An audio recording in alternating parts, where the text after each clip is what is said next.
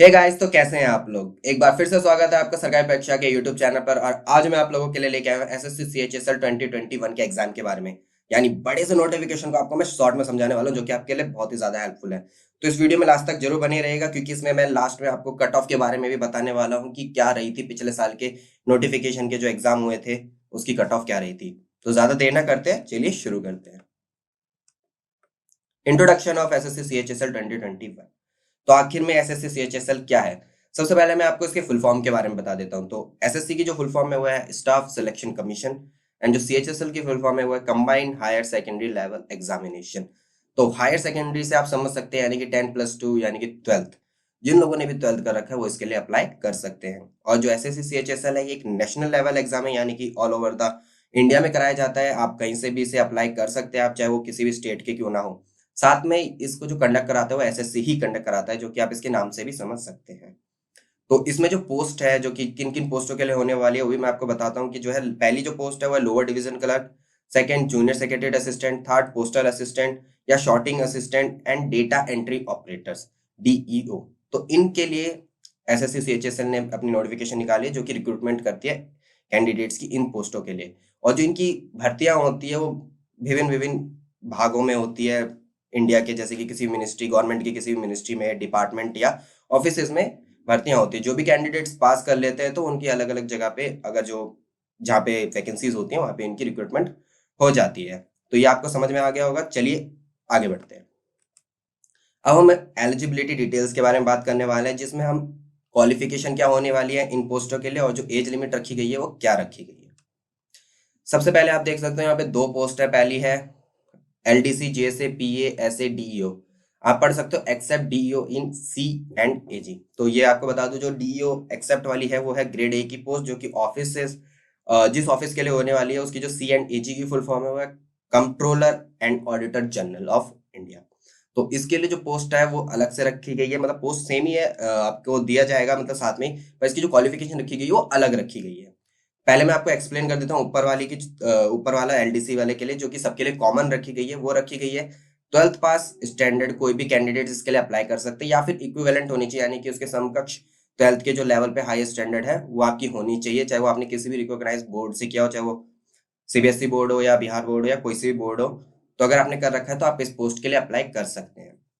Next हम बात कर लेते हैं सी एंड एजी के, जो डीओ में होने वाली है ग्रेड ए के लिए। तो उसके लिए जो क्वालिफिकेशन रखी गई है वो 12th पास सेम रखी गई है, लेकिन इसमें आपके साथ एक कंडीशन जोड़ दिया गया है, वो है साइंस स्ट्रीम। अगर आपने साइंस स्ट्रीम ले रखी है, साथ में आपके पास एक मैथमेटिक्स एज अ सब्जेक्ट भी होना चाहिए, तभी आप इसके लिए अप्लाई कर पाओगे, नहीं तो आप इसके लिए अप्लाई नहीं कर पाओगे। तो इस चीज को आपका ध्यान रखना होगा। अगर आपने साइंस स्ट्रीम और मैथमेटिक्स ले रखी है तो आप इस पोस्ट के लिए भी अप्लाई कर सकते हो, जो कि ग्रेड ए यानी कि सी एंड एजी के लिए। और अगर आपने नहीं ले रखा, आपने आर्ट्स ले रखी है, कॉमर्स ले रखी है, तो आप ऊपर वाले पोस्टों के लिए अप्लाई कर सकते हो फ्री होके भी, उसमें कोई इशू नहीं है। और काफी ज्यादा पोस्ट है जो कि आपके लिए हेल्पफुल हो सकती हैं।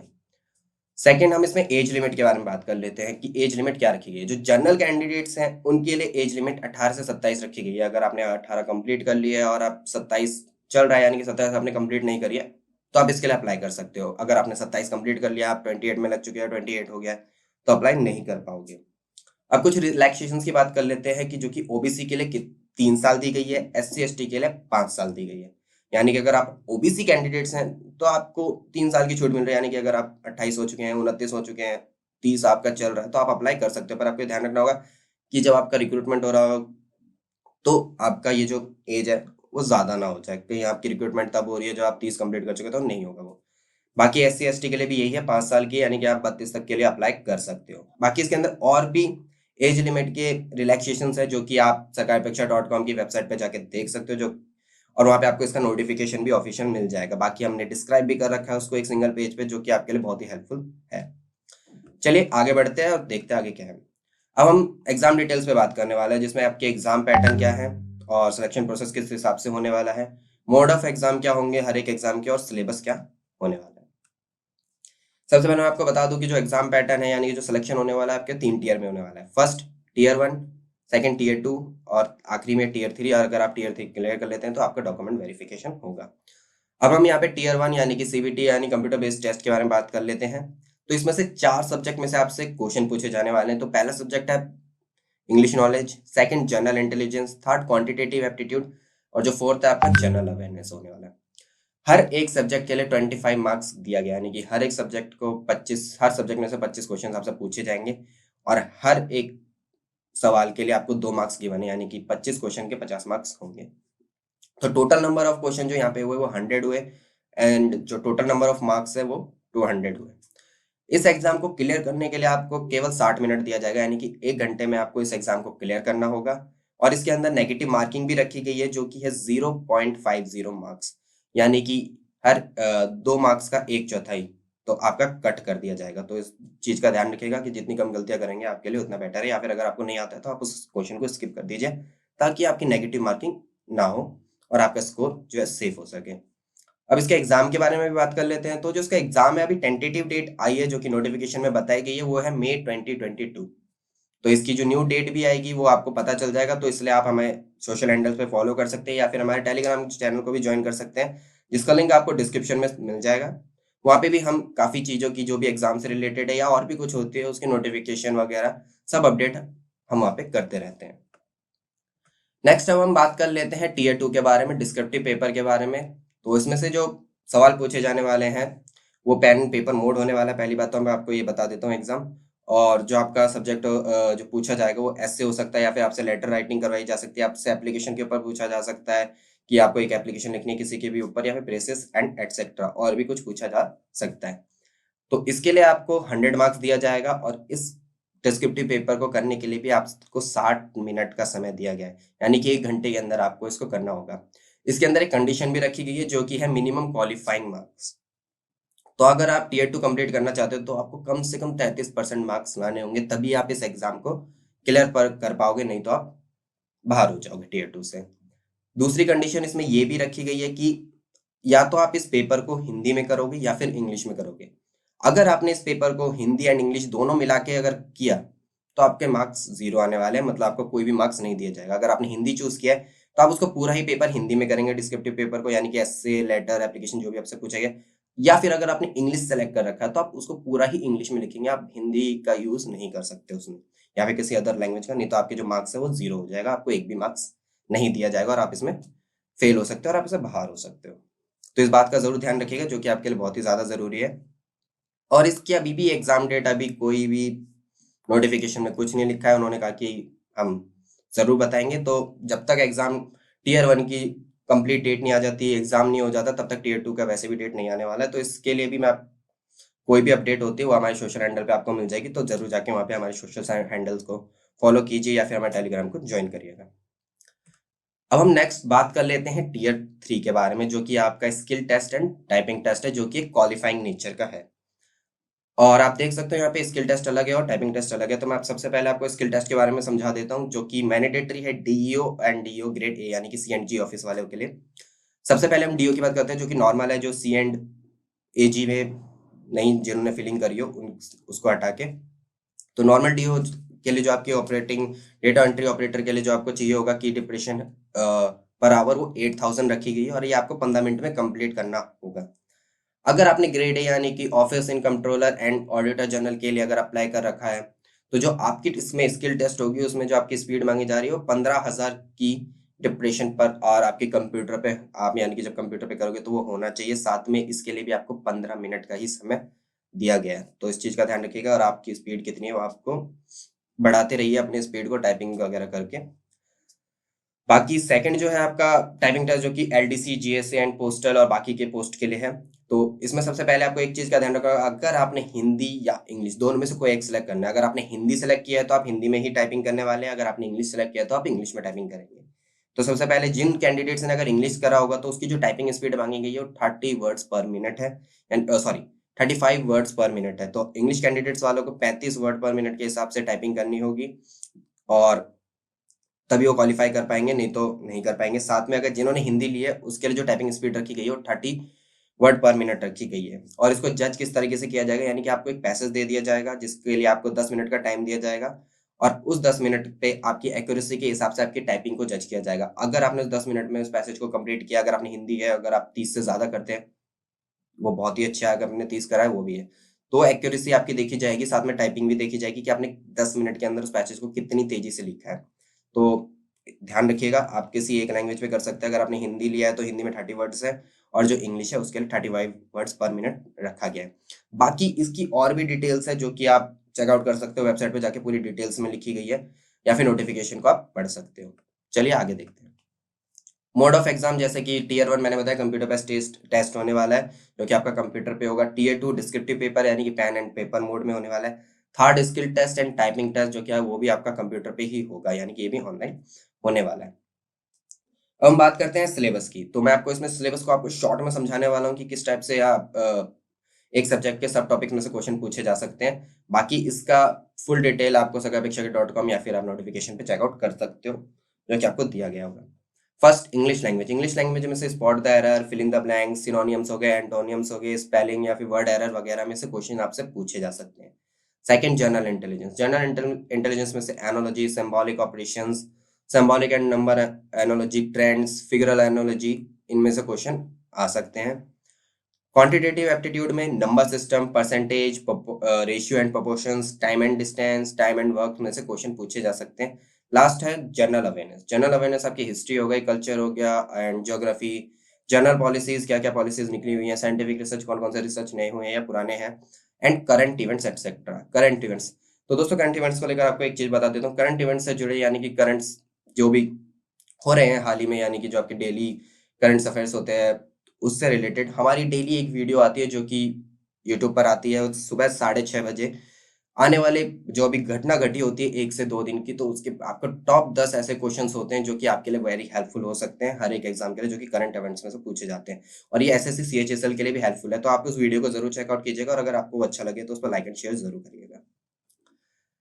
चलिए नेक्स्ट बात कर लेते हैं एप्लीकेशन डिटेल्स के बारे में, कि इसकी फॉर्म फिलिंग कब होने वाली है और इसकी फी डिटेल्स क्या रखी गई है। दोस्तों जो ऑनलाइन एप्लीकेशन डेट है वो 1 फेब से लेकर 3 फेब तक होगी, यानी कि आप इसको अभी अप्लाई कर सकते हो, अभी आपके पास काफी टाइम है, लेकिन लास्ट टाइम का वेट मत करिएगा, क्योंकि कभी कभार क्या होता है कि वेबसाइट बहुत ही ज्यादा लोड ले लेती है तो बंद पड़ जाती है, बहुत सारे कैंडिडेट्स एंड मौके पे आते हैं। तो उसका वेट मत करिएगा, जितना जल्दी हो सके इस फॉर्म को फिल करके अपने आप को टेंशन फ्री कर लीजिएगा, ताकि आपको बाद में टेंशन ना हो कि वो क्या पता वेबसाइट में कुछ एरर आ जाए या वेबसाइट ही बंद पड़ जाए और आप फॉर्म फिलिंग ना कर पाओ, तो वो आपके लिए गलत हो सकता है। तो आप जितनी जल्दी हो सके इस फॉर्म को फिल कर लीजिएगा। इस फॉर्म फिलिंग की जो लिंक वगैरह है वो भी sagapeksha.com पे आपको मिल जाएगी, आप जरूर एक बार चेकआउट कर लीजिएगा। और करेक्शन डेट, इसमें करेक्शन, अगर आपने फॉर्म फिलिंग कर लिया और आपको लगता है कि मैंने कुछ गलत भर दिया या फिर मैं कुछ डॉक्यूमेंट मिस कर गया, मुझे कुछ करेक्शन करना है, तो उसके लिए जो विंडो ओपन होने वाली है वो 11 से 15 मार्च के बीच में होगी। तो आप जो अपने फॉर्म की अगर आपने कुछ भी गलती है आपको करेक्शन करना है, तो वो आप इन डेट के बीच में कर सकते हो। बाकी जो इसमें फी डिटेल्स है वो general, EVS and OBC. EVS यानी कि economical weaker section and OBC यानी कि अदर बैकवर्ड क्लास, उनके लिए 100 रुपीज रखी गई है। बाकी अगर आप कोई वुमेन कैंडिडेट्स है या फिर आप SC ST से बिलोंग करते हो या फिर आप PW यानी कि पर्सन विद डिसेबिलिटीज है आप में, या फिर आप एक्स सर्विसमैन है, तो आपके लिए जो इसके लिए फी रखी गई यानी नील है, यानी कि कोई भी फी नहीं है, फ्री है, इजिली भरिए। और अगर आप एलिजिबल है तो जरूर इसको भरिएगा, जो कि काफी अच्छा है क्योंकि 12th लेवल पे होने वाला है, तो इसके लिए जरूर अप्लाई करिएगा। और आप इसमें पेमेंट किस तरीके से कर सकते हो, आपको इसमें पेमेंट करने के लिए काफी सारी सुविधाएं दी गई हैं। आप यूपीआई के थ्रू पे कर सकते हो, आपके पास अगर नेट बैंकिंग है आप उससे पे कर सकते हो। अगर आप कोई कार्ड यूज करते हैं, क्रेडिट कार्ड हो गया या फिर डेबिट कार्ड हो गया, आप उससे भी इसके लिए पे कर सकते हो, अगर आप जनरल, ईवीएस, ओबीसी कैंडिडेट्स हैं। बाकी के लिए तो फ्री है, तो उनको पे करने की जरूरत नहीं है।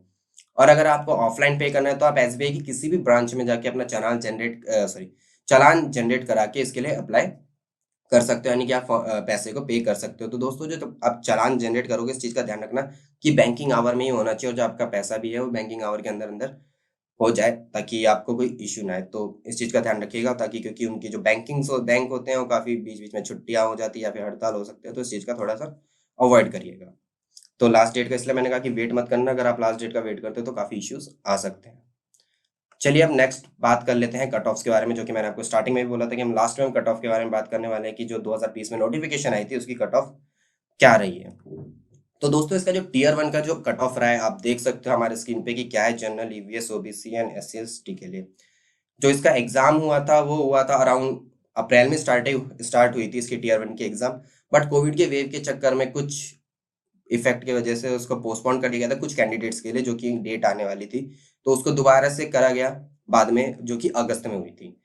और जब ये एग्जाम कंप्लीट हो गया पूरी तरीके से, तो जिसका रिजल्ट अनाउंस हुआ था वो 27 अक्टूबर 2021 में हो गया था, यानी कि हाल ही में हमारा इसका रिजल्ट अनाउंस हुआ है। और जो इसका कट ऑफ है आप देख सकते हो, जनरल कैटेगरी के लिए जो कट ऑफ आई थी वो 200 में से 141.88 यानी कि 141.88 थी।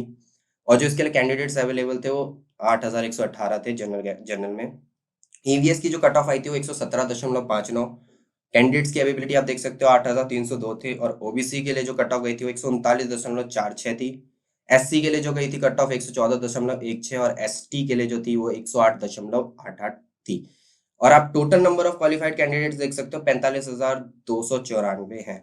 तो इसके अंदर और भी बहुत सारी कैटेगरीज हैं, जैसे कि फिजिकल डिसेबिलिटीज वाले, बाकी ईएसएम और एक्स सर्विसमैन वाले जो थे वो मैंने इसमें इंक्लूड नहीं किया है।